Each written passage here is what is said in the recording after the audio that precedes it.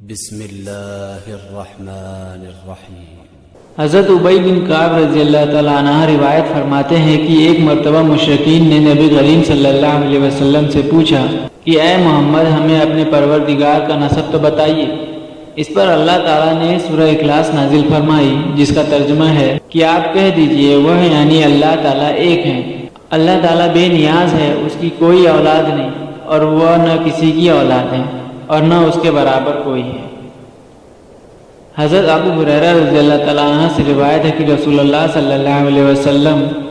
ایک حدیث قدسی میں اپنے رب کا یہ ارشاد مبارک نقل فرماتے ہیں، آدم کے بیٹے نے مجھے جھٹلایا حالانکہ یہ اس کے لیے مناسب نہیں تھا، اور مجھے برا بھلا کہا حالانکہ اسے اس کا حق نہیں تھا۔ اس کا مجھے جھٹلانا یہ ہے کہ وہ کہتا ہے میں اسے دوبارہ پیدا نہیں کر سکتا جیسا کہ میں نے پہلی مرتبہ پیدا کیا تھا، اور اس کا برا بھلا کہنا یہ ہے کہ وہ کہتا ہے میں نے کسی کو اپنا بیٹا بنا لیا حالانکہ میں بے نیاز ہوں، نہ میری کوئی اولاد ہے نہ میں کسی کی اولاد ہوں اور نہ میرے برابر کوئی ہے۔ حضرت ابو ہریرہ رضی اللہ تعالیٰ عنہ فرماتے ہیں کہ میں نے رسول اللہ صلی اللہ علیہ وسلم کو ارشاد فرماتے ہوئے سنا، لوگ ہمیشہ اللہ تعالیٰ کی ذات کے بارے میں ایک دوسرے سے پوچھتے رہیں گے یہاں تک کہ یہ کہا جائے گا کہ اللہ تعالیٰ نے ساری مخلوق کو پیدا کیا ہے لیکن اللہ تعالیٰ کو کس نے پیدا کیا؟